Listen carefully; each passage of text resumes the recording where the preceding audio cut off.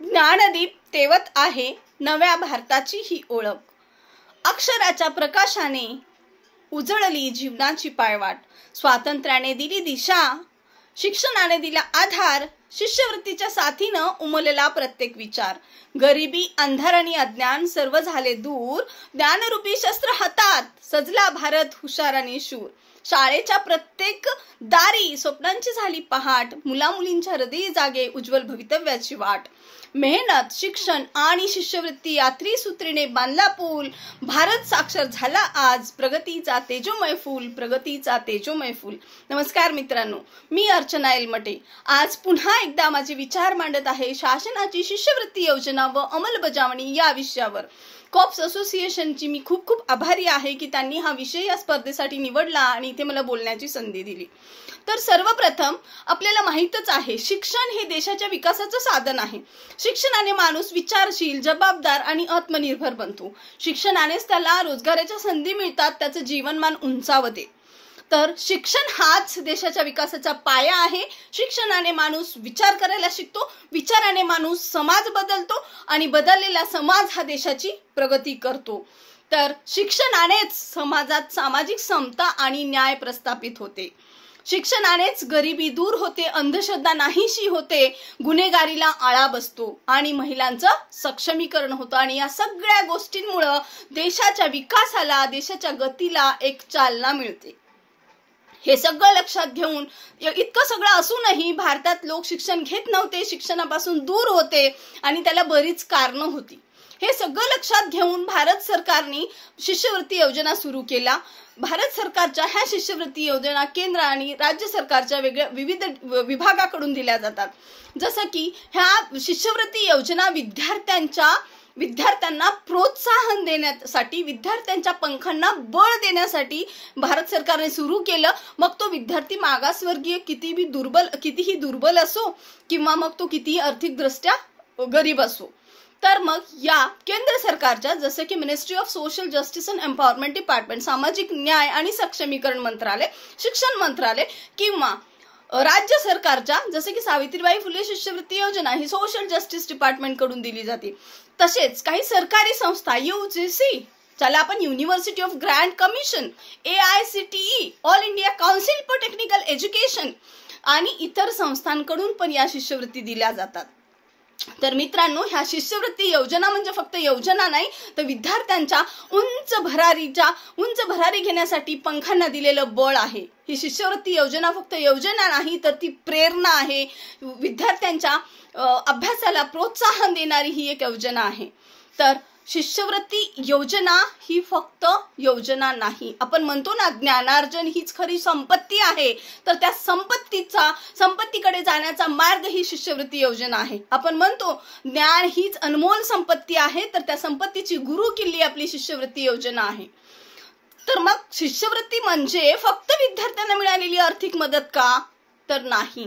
शिष्यवृत्ती योजना ही फक्त आर्थिक मदत नाही, तर ती लंगड्याची काठी आहे. भुकेलेल्यासाठी जेवण आहे, तहानलेल्यासाठी पाणी आहे.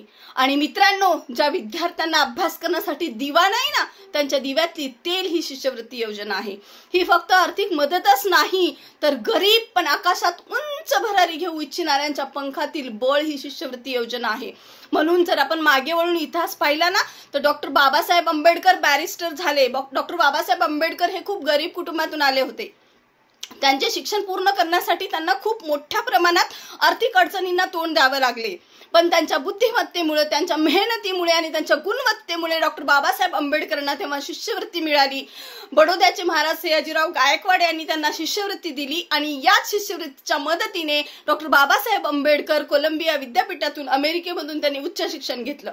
तसेच परदेशात जाऊन अजून उच्च शिक्षण त्यांनी घेतलं आणि ते भारतात परत आले.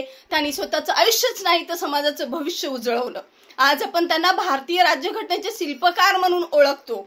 तर मग आपण म्हणू शकतो की शिष्यवृत्तीनेच डॉक्टर बाबासाहेब आंबेडकरांच्या जीवनातील शिक्षण आणि यशाचा पाया रचला. जर आजचं ज्वलंत उदाहरण पाहायचं झालं तर बिरदेव डोने, जे मेंढपाळीशी संबंधित असून त्यांनी UPSC 2025 मध्ये 551 रँक मिळवला आणि आज ते IPS झाले. असे कितीतरी विद्यार्थी आहेत जे गरीब असूनही आज वकील, डॉक्टर, IPS, IAS आणि कलेक्टर झाले आहेत. म्हणून सरकारला माझे खरंच कोटी कोटी प्रणाम की त्यांनी या शिष्यवृत्ती योजना सुरू केल्या. ही शिष्यवृत्ती योजना किंवा गरीब विद्यार्थ्यांची आकाशातील उंच भरारी या शिष्यवृत्ती योजनेचं खरं यश आहे. शिष्यवृत्ती योजना चालू करण्यामागचं मुख्य उद्दिष्ट हेच होतं की मुलांना आर्थिक मदत करणं, उच्च शिक्षणाला प्रोत्साहन देणं, उच्च शिक्षण सुलभ आणि सोपं करणं आणि समाजाची प्रगती करणं. तर या विद्यार्थ्यांचं हे यश, या विद्यार्थ्यांची उंच भरारी या शिष्यवृत्ती योजनेचं यश आहे. जर आपण साक्षरता दराचा विचार केला तर तो 1947 मध्ये होता 12 ते 18%, जो आज झाला आहे 80.9%. आणि जर स्त्री साक्षरता दराचा विचार केला ना मित्रांनो तर तो होता फक्त 8%. आणि आज 2024-25चा दर जर आपण विचार केला तर तो 70.4% इतका आहे. हे सगळं यश जर आपण या यशाचं जर क्रेडिट आपण कोणाला द्यायचं झालं तर ते फक्त आणि फक्त शिष्यवृत्ती योजनेला जातं. तरी पण आज भारत हा 100% साक्षर नाही. बरीच मुलं, बरीच लोक आज शिक्षणापासून वंचित आहेत आणि याची कारणं शोधून आपल्याला ह्या शिष्यवृत्ती योजनेपासून जे लोक वंचित आहेत त्यांच्या दारापर्यंत ही शिष्यवृत्ती योजना नेणं हे आपलं कर्तव्य आहे. तर 1948 मध्ये क्रांतीज्योती महात्मा फुले आणि सावित्रीबाई फुले यांनी एक शिक्षणाचा विडा उचलला, स्त्री शिक्षणाचाही विडा उचलला. आणि त्यावेळी सावित्रीबाई फुले यांना खूप अपमान सहन करावा लागला. त्यांच्यावर लोक चिखल, दगड, शेण फेकत. त्या अपमानाला न जुमानता सावित्रीबाई फुले यांनी पुण्यामध्ये पहिली शाळा, भिडेवाडा येथे पहिली शाळा उघडली. आणि त्याचंच फल आहे की आज आम्ही महिला आत्मनिर्भर आहोत. तर आज ज्याही शिष्यवृत्ती आपण पाहतो ना मित्रांनो, त्या सगळ्याच शिष्यवृत्ती महात्मा ज्योतिबा फुले आणि सावित्रीबाई फुले यांच्या विचारावर आधारित आहेत.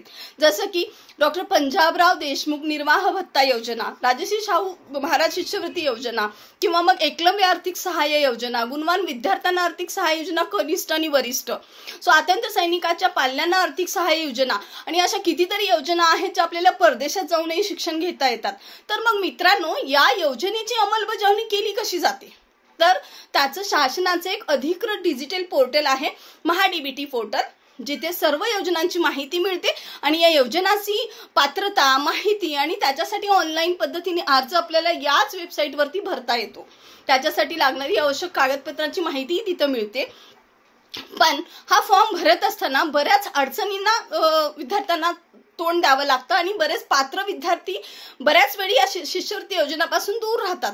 तर त्यासाठी आपल्याला काही उपाययोजना करणं गरजेचं आहे. मी म्हणत नाही की ह्या नकारात्मक बाजू आहेत, पण ह्या काही अडचणी आहेत ज्या आपण दूर करू शकतो. पहिली अडचण की मुलांना अचूक माहिती मिळत नाही.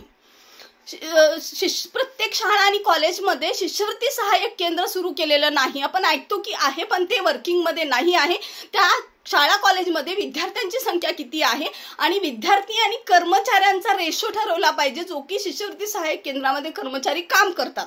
याचबरोबर त्या शिष्यवृत्ती सहाय्यक केंद्रामधून कार्यशाळा घेणं खूप गरजेचं आहे. डिजिटल कार्यशाळा, ज्यामधून त्या कर्मचाऱ्यांनाही शिक्षण दिलं जाईल आणि विद्यार्थ्यांनाही शिक्षण दिलं जाईल की तो अर्ज प्रक्रिया काय असते, पात्रता कशी पाहायची, फॉर्म कसा भरायचा, डॉक्युमेंट कसे अपलोड करायची, त्याची साईज, फॉर्मॅटिंग, सगळ्याच गोष्टींची माहिती तिथं विद्यार्थी आणि कर्मचाऱ्यांना मिळेल, जेणेकरून कुठलाच विद्यार्थी यापासून दूर राहणार नाही. बऱ्याच वेळेस वेबसाईटचेही प्रॉब्लेम्स असतात. तुम्हाला माहिती आहे, गरीब विद्यार्थ्यांकडे बऱ्याच वेळा लॅपटॉप नसतो, मोबाईल नसतो किंवा ते हा फॉर्म भरू शकत नाहीत. तर अशा वेळेस त्या सहाय्यक केंद्रामधले कर्मचारी त्यांना मदत करतील. त्या सहाय्यक केंद्रामधून कार्यशाळा घेतली गेली याची दखल आपण घेतली पाहिजे. त्याची अटेंडन्स आणि फोटो आपण मागून घेतल्या पाहिजे. प्रत्येक शाळामध्ये एक राष्ट्रीय सेवा योजना असते, तर त्या सेवा योजनामधून पण आपण खेड्याखेड्यामध्ये जाऊन या योजनांची प्रचिती करू शकतो, प्रचार करू शकतो. या योजनांची माहिती असलेले पुस्तके आपण खेड्यामध्ये जाऊन गरीब मुलांपर्यंत पोहोचवू शकतो.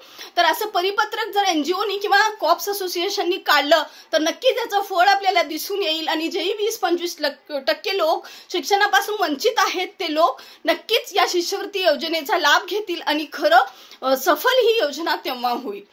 तर राष्ट्रीय सेवा योजनेसाठी जर एक परिपत्रक NGOनी काढलं तर नक्कीच याचा फायदा गरीब मुलांना होईल. डिजिटल कार्यशाळा घेतल्या जातील आणि मग खरं फलित आपल्याला तिथं दिसेल. तर मग या सगळ्या योजना करून आपण योजना अंमलात आणून या शिष्यवृत्ती योजनेचा खरा फायदा घेऊ शकतो. धन्यवाद.